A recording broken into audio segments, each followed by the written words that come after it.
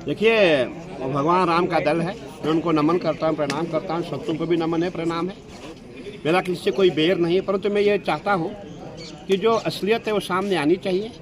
जो भी मेले में जो काम होगा, जो मेले की जिम्मेदारी है, वो अखिल भारतीय वैष्णव अखाड़ा परिषद की है। उनके श्री महंत राजेंद्र दास जी महाराज है। और हमारे अखाड़ों की परंपरा है, हर अखाड़े से दो दो व्यक्ति मीटिंग में आ सकते हैं। वो अखाड़े के सचिव होंगे, कोठारी होंगे, श्री महंत होंगे, कोई भी हो सकते हैं, परंतु परंपरा से अखाड़े से होंगे। जो आश्रमधारी है ये मीटिंग में नहीं आ सकते, इसीलिए ये अपनी मीटिंग करें, वो बात अलग है, लेकिन मेले की मीटिंग में ये हमारे साथ बैठ नहीं सकते हैं। महाराज जी ने कहा था हम इनके साथ नहीं बैठेंगे। अरे आप हमारे साथ बैठ ही नहीं सकते महाराज जी, आपके जो मुखिया है वो हमारे साथ बैठेंगे। मैं यही कहना चाहूँगा, इससे लोगों को जो है गलत मैसेज ना दें कि आप अखाड़ा परिषद या वैष्णव परिषद में है, आप उसमें नहीं है। आपके प्रमुख अलग है, अखाड़ों का जो व्यवस्था है, जो भी संत महात्मा यहाँ आएंगे वो उनका काम है, आपका काम नहीं। महाराज जी ये बताया जा रहा है कि ऐसा बताया जा रहा है कि सीएस के पहले उज्जैन में 2 फाड़ हो गई है। नहीं देखिए, फाड़ वाली बात नहीं, फाड़ तो होते रहते, घरों में भी फाड़ हो जाते, वो कोई बात नहीं, चलता रहता। लेकिन किसी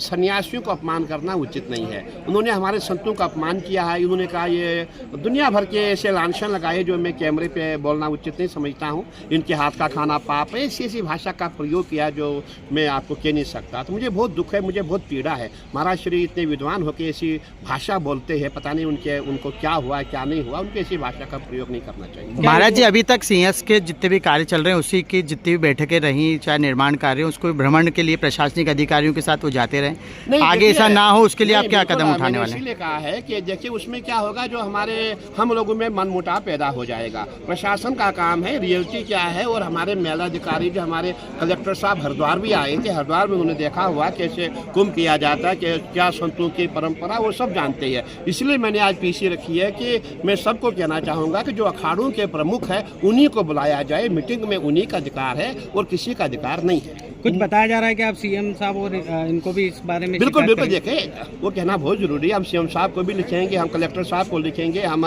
मेला अधिकारी को लिखेंगे, सबसे हमारी वार्ता होगी। देखिए कि मैं कहूँगा ना कि क्या होगा अगर हमने आपस में मतभेद शुरू किया, लड़ाई झगड़े शुरू किए, तो कुंभ अच्छा नहीं होगा। हमारा विजन है, जो हमारे माननीय मुख्यमंत्री जी का विजन है, कुंभ अच्छा हो, दिव्य हो, भाई हो। आपने देखा हमारे मुख्यमंत्री जी का कितना बड़ा प्रयास है और कितनी बड़ी योजनाएं इस समय जो है उज्जैन में धरती पे काम कर रही है। आप रोड देखो, हर जगह जहाँ भी आप जाएंगे, छिपरा पे काम हो रहा है, बड़े बड़े टनल बनाए जा रहे हैं। तो हम संत आपस में विवाद करें, ये अच्छी बात नहीं है। मैं ये कहूँगा जिसका अधिकार है उसी के साथ वार्ता की जाए। वैष्णव अखाड़े के लोगों ने भी आपको बताया कि कुछ पत्र भेजे हैं कि जो संपत्ति अखाड़ों के नाम पे होना चाहिए। मुझे किसी ने पत्र नहीं भेजे, मेरे पास पत्र अचानक कहीं से आगे, बोले गुरुजी ये भी है।